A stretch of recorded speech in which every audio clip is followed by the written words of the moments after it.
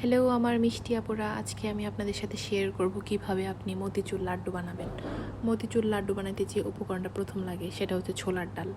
ছোলার ডালটা সারা রাত্র ভিজিয়ে রাখবেন, মানে 5-6 ঘন্টা ভিজাইলেও হবে।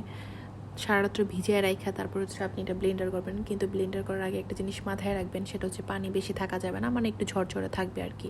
আপনি ছাঁকনি দিয়ে ছাইকে নিন, তারপর হচ্ছে আপনি ব্লেন্ডার করে নেবেন। ব্লেন্ডার কীভাবে করে সেটা আমি দেখাই নেই, আপনি জাস্ট ব্লেন্ডার করে নেবেন বা বাইটা নেবেন আর কি, আপনার যেভাবে খুশি যেভাবে সহজ ওইভাবে করে নেবেন। তারপরে হচ্ছে আপনি একটা কড়াইতে তেল দিবেন পরিমাণ মতো। পরিমাণ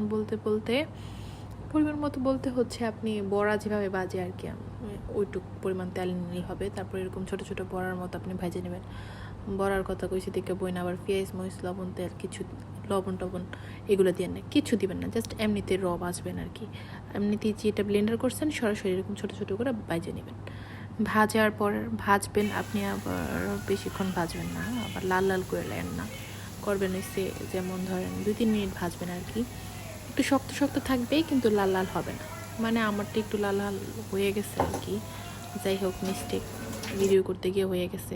কিন্তু আপনি লাল লাল করবেন না, একটু হলুদ হলুদই রাখবেন আর কি। তারপর হচ্ছে আপনি তোলার আগে অবশ্যই দেখে নেবেন যে মাঝখানে আবার কাঁচা কাঁচা না থাকে, কাঁচা থাকা যাবে না, আবার লাল লালও হওয়া যাবে না, মাঝামাঝি পর্যায়ে। তারপর আমি একটা টিস্যুর উপর নিয়ে নিলাম যাতে তেলগুলা সবগুলো সেট করে নিই আর কি। তারপরে যে টিস্যু থেকে নামাই নিলাম, দেখেন কি মজার একটা শব্দ, অনেক ভালো লাগে। আচ্ছা যাই হোক, তারপরে হচ্ছে এগুলো একটু আপনি ছোটো ছোটো করে ভাঙে নেবেন। আমরা এটাকে আবার ব্লেন্ডার করব। প্রথম ব্লেন্ডারটা দেখাই নেই, এখন আবার ব্লেন্ডার কিভাবে করবেন দেখাই নিলাম। আপনি জাস্ট ব্লেন্ডারের ওপর এই যে গুঁড়া গুঁড়া করবেন আর কি, মানে শুকনো শুকনো গুঁড়া গুঁড়া আর কি। আবার ব্লেন্ডার করার সময় আবার পানি দিয়েন না, বুঝছেন, শুকনো শুকনো এমনিতেই ব্লেন্ডার করবেন। তারপর একটা কড়াইতে পরিমাণ মতো চিনি নেবেন। পরিমাণ মতো বলতে আপনার ডাল যতটুক নেবেন এটার মধ্যে কতটুক চিনি হইলে হবে, মানে আপনি মিষ্টি অনুযায়ী চিনি নেবেন আর কি, আপনি যতটুকু মিষ্টি খেতে চান।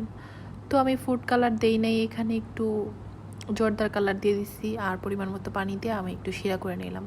তো শিরার উপর আমি হচ্ছে ওই যে ডালগুলো গুঁড়া করে রাখছি ওইগুলো মিশিয়ে নিচ্ছি, পুছে দিতেছি। পুছে দিতাম নাকি, হ্যাঁ টেয়াতে কিনাচ্ছি না।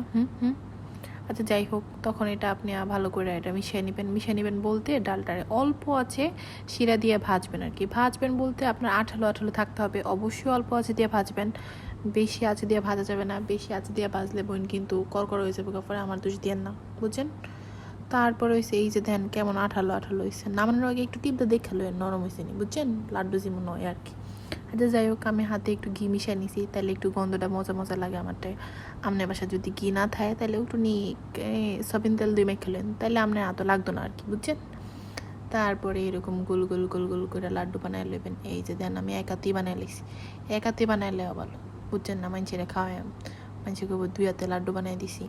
আচ্ছা যাই হোক, দেন লাড্ডু বানায় আমি পুরো লাইছি বাড়ি। তারপরে হইছে আর কি কইম, শেষ জায়গা। আর শুনেন, এই লাড্ডুটা খাইতে কিন্তু একদম বাজারের মতো লাড্ডু, বিশ্বাস না করলে আপনি আজই বানায় দেন। তো জান বোন বানাইন গা জায়গা আমি।